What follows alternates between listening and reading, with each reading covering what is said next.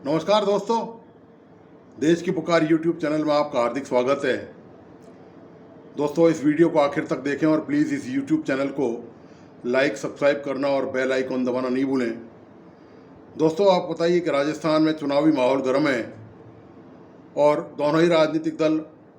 चुनावी सरगर्मियों में लगे हुए हैं। नई नई प्लानिंग बन रही है, नए नए उतार चढ़ाव आ रहे हैं दोनों ही राजनीतिक दलों में,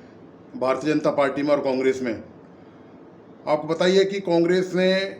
पिछले दिनों राष्ट्रीय कार्य समिति में उसका पुनर्गठन किया है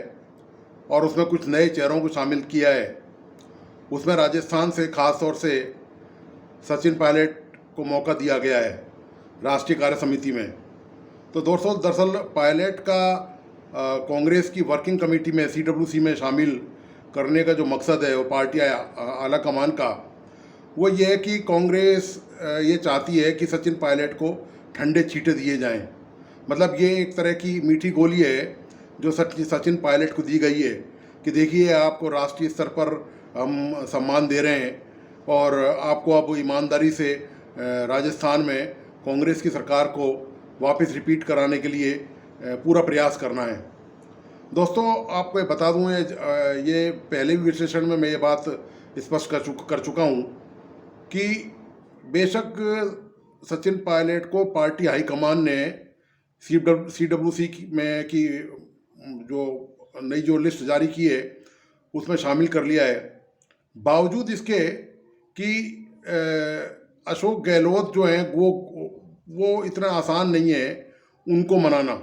क्योंकि अभी जब असली मुद्दा तो आएगा टिकट वितरण का, और अभी तक जो राजस्थान में जो समितियां बनी हैं उसमें अभी तक महत्वपूर्ण पोजीशन सचिन पायलट को नहीं दी गई है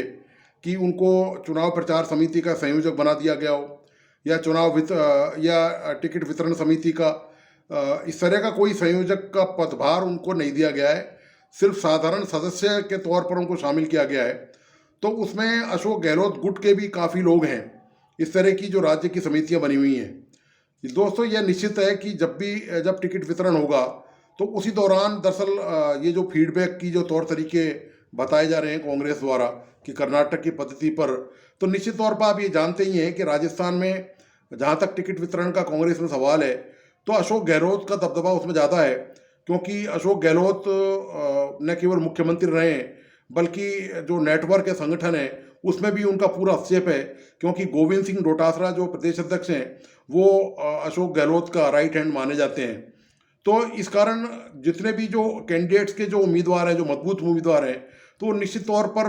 चाहे वो प्रेफरेंस में फर्स्ट हों या सेकंड हों और टिकट जहाँ तक उनको मिलेगा तो वो ज़्यादातर लोग जो है वो अशोक गहलोत गुट के ही लोग होंगे निश्चित तौर पर। और जहाँ तक चूंकि जो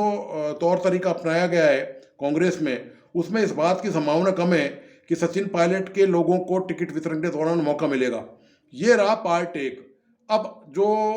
कांग्रेस की जो कवायद है कि सचिन पायलट को किसी तरह से थामे रखना और उनकी जो नाराज़गी थी जिन भी मुद्दों को लेकर, हालांकि उन मुद्दों का कोई समाधान पार्टी ने ठोस तरीके से नहीं किया गया है और सचिन पायलट ने भी ये मान लिया कि उन मुद्दों का समाधान हो गया है। तो आपने देखा होगा कि पिछले कई महीनों से सचिन पायलट पूरी तरह शांत हैं। उन्होंने कोई बयानबाजी नहीं करी है, उन्होंने पार्टी के खिलाफ या अशोक गहलोत के खिलाफ कोई कमेंट कहीं भी सार्वजनिक सभा में, बल्कि यूँ कहें कि वो इस तरह की जो निजी सार्वजनिक सभाएं जो कर रहे थे, ये जो समायोजन के बाद जो जिस तरह से समझौता उन्होंने आला कमान से किया है, उसके बाद से उनके वो सार्वजनिक जो बयान है वो पूरी तरह से बंद है। और अब सचिन पायलट के पास सिर्फ यही रास्ता है कि वो चुनाव के परिणाम का इंतजार करें टिकट वितरण के बाद, उसके बाद। तो दोस्तों, ये बात मैं आपको स्पष्ट कह दूं, बता देता हूं कि चूंकि जो जीत के आएंगे, यदि कांग्रेस पार्टी सत्ता में वापस आती भी है, मान लीजिए कि उसके पास सत्ता का बहुमत होता है, संख्या बल में विधायक कांग्रेस के पास यदि ज़्यादा होते भी हैं, तो आप ये निश्चित मान के चलिए कि उसमें से ज़्यादातर विधायक, कम से कम 80 या 90% विधायक अशोक गहलोत के समर्थन में ही अशोक को वोट देंगे, को पहली पसंद उनकी मुख्यमंत्री के तौर पर अशोक गहलोत ही होंगे निश्चित तौर पर। क्योंकि सचिन पायलट का जनाधार तो राज्य में जरूर है, राजस्थान में, लेकिन ज़्यादातर उनका जनाधार आपको मैं बता दूं कि गुजर बाहुल्य जो इलाके हैं उनमें ही उनका ज़्यादातर जनाधार है, और राजस्थान में गुजर बाहुल्य इलाके की करीब 20 सीटों पर ही वो अपना प्रभाव छोड़ सकते हैं। 20 से अधिकतम 30 मान लीजिए, जहां पर गुजर कम संख्या में है और जहां मेजर संख्या में है वो करीब 20 सीट हैं राजस्थान में। तो ऐसी हालात में निश्चित तौर पर उनके कैंडिडेट ज़्यादा यदि जीत के आते भी हैं तो उनकी संख्या इतनी ज़्यादा नहीं होगी कि वो अशोक गहलोत के बजाय उनके समर्थन में मुख्यमंत्री के पद का जब मामला आएगा तो उनके समर्थन में ज़्यादातर विधायक उनके साथ नजर आएं। और ये भी बात निश्चित है दोस्तों कि कोई भी तौर तरीका कांग्रेस मुख्यमंत्री के लिए अपना ले, लेकिन निश्चित तौर पर ये जिस तरह से कर्नाटक में किया गया, आपको याद होगा कि विधायकों से वहाँ राय जानी गई थी कि कौन विधायक सिद्धारमैया के साथ है, या जो वहाँ जो दूसरे जो उनके जो प्रतिद्वंदी हैं, नेता हैं, उनके साथ हैं। तो यहाँ राजस्थान में भी जब फाइनली निर्णय होगा, मुख्यमंत्री के पद का जब चयन का मामला आएगा, निश्चित तौर पर विधायकों की ओपिनियन, उनका अभिमत लिया जाएगा। और ये निश्चित तौर पर आप मान के चलिए कि ज़्यादातर विधायक अशोक गहलोत के समर्थन में होंगे, क्योंकि कारण ये है कि विधायकों को ये बात अच्छी तरह पता है कि वो एक तो गहलोत से कोई नाराज़गी मोल नहीं ले सकता, दूसरी बात ये है कि गहलोत से ज़्यादातर विधायक नाराज़ हैं भी नहीं, और चूंकि उनका संगठन में भी उनका दबदबा है और सरकार में वो पहले से मौजूद हैं, तो उनके पास ही तमाम सत्ता और साधन के जो तौर तरीके हैं, सारे विधायकों को इस बात की जानकारी होगी यदि वो जीतते हैं चुनाव प्रत्याशी बनने के बाद, तो कि जो भी कुछ मिलना है वो निश्चित तौर पर अशोक गहलोत के साथ ही जाना है। क्योंकि यदि कुछ विधायक मान लीजिए ये सोचते हैं कि उनको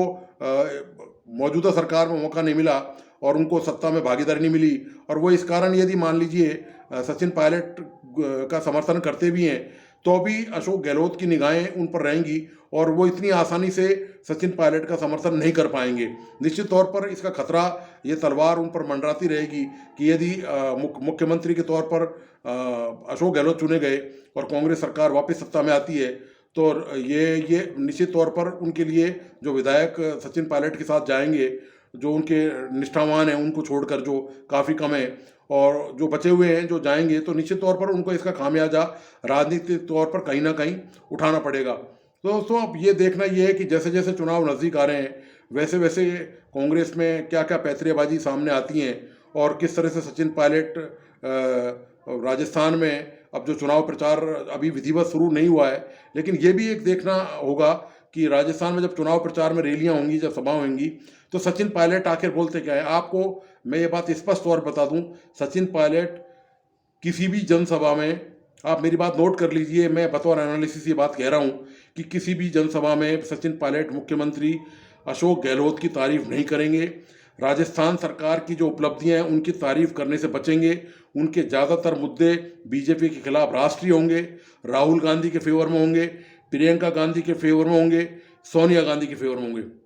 उनका प्रयास पूरी तरह से ये रहेगा कि वो अशोक गहलोत का नाम तक नहीं लें मंच से, और वो सरकार की योजनाओं का बखान नहीं करें, क्योंकि इसका मतलब ये है कि यदि वो मंच से ये सब बात कहते हैं तो ये सारा क्रेडिट वन मैन शो होगा, वो अशोक गहलोत के खाते में ही जमा होगा। तो ऐसी स्थिति में निश्चित तौर पर पायलट ये कभी नहीं चाहेंगे। पायलट ये तो चाहेंगे कि कांग्रेस के यहाँ ज़्यादा से ज़्यादा विधायक जीते, लेकिन इसका क्रेडिट जो है वो पायलट ये नहीं देना चाहेंगे कि राजस्थान सरकार को मिले है। आपको बताइए कि गहलोत सरकार ने लगातार घोषणाओं का पिटारा खोल रखा है, और एक के बाद एक, चाहे बिजली की माफ़ी हो, पानी की हो, और जो दूसरी योजनाएं हैं, मोबाइल बांटने की हो तमाम महिलाओं को, इस तरह की जो योजनाएं, वो जो जिनसे वोट बैंक को बटोरा जा सके, लुभाया जा सके, ऐसी योजनाएं उन्होंने अंतिम समय में, मतलब अब चुनाव चूंकि पास ही हैं, तो ये जो इलेक्शन पीरियड का जो फेज है, इससे पहले उन्होंने घोषणाएं की हैं ताकि मतदाताओं को अपनी तरफ आकर्षित कर सकें। और वो आपने देखा भी होगा कि जहाँ भी अशोक गहलोत ने जनसभाएं की हैं, इन योजनाओं का उन्होंने जमकर प्रचार प्रसार किया है। आपको मैं एक बात स्पष्ट बता दूं, अब तक की बयानबाजी यदि आप देखेंगे अशोक गहलोत की और सचिन पायलट की, हालांकि सचिन पायलट ने बहुत ज़्यादा बयानबाजी नहीं की है, लेकिन जब भी पिछले 1-2 महीने के दौरान उन्होंने बयानबाजी की है, वो उन्होंने भारतीय जनता पार्टी पर हमला बोला है, राष्ट्रीय नीति को लेकर, प्रधानमंत्री मोदी को लेकर या और दूसरे मामले को लेकर, सांप्रदायिकता को लेकर तमाम हमले बोले हैं। और राहुल गांधी के मामले को लेकर कि उनकी संसद की सदस्यता कितनी जल्दबाजी में हटा दी गई थी और उनके खिलाफ जो मामले हुए थे उन मुद्दों को लेकर बोले हैं। उन्होंने राजस्थान को लेकर, राजस्थान के विकास को लेकर, राजस्थान की योजनाओं को लेकर, अशोक गहलोत सरकार की उपलब्धियों को लेकर कुछ नहीं बोला। इसके विपरीत अशोक गहलोत ने जब जब सार्वजनिक सभाएं की हैं, मंच से संबोधन किया है, तब तब इन योजनाओं का बखान ज़्यादा किया है और इस तरह के राष्ट्रीय मुद्दे उन्होंने तुलनात्मक यदि आप देखें, आपने गौर किया होगा तो उन्होंने कम उठाए हैं। तो दोस्तों ये जो माहौल है राजस्थान का, अब जैसे जैसे चुनाव नज़दीक आ रहे हैं तो अब देखना ये है कि आगे बाजी किस तरह से जाती है और ये जो धारा है ये कहाँ पर चलती है कांग्रेस की। और कांग्रेस में अभी जब टिकट वितरण होगा तो उस समय का माहौल बिल्कुल डिफरेंट होगा। निश्चित तौर पर जिनको नहीं मिलेगी वो बगावत पर उतारू होंगे। तो वो तमाम सीन अभी आना, वो जो पिक्चर का भी तो इंटरवल भी नहीं हुआ है, चुनाव की घोषणा के बाद तमाम प्रक्रियाएं स्टार्ट होंगी। अभी कांग्रेस रणनीति बनाने में जुटी हुई है और कांग्रेस ने अभी तक राजस्थान में प्रत्याशियों की कोई लिस्ट भी जारी नहीं की है। तो उसी का सारा जो कवायद है, जो प्रयास है, वो राष्ट्रीय स्तर पर या राज्य स्तर पर वो लगातार जारी है। तो दोस्तों आपको आज का विश्लेषण कैसा लगा, प्लीज़ अपने लाइक्स और कमेंट्स मुझ तक जरूर भेजें और इस यूट्यूब चैनल को लाइक, सब्सक्राइब करना और प्लीज़ बेल आइकन दबाना नहीं भूलें। धन्यवाद, नमस्कार।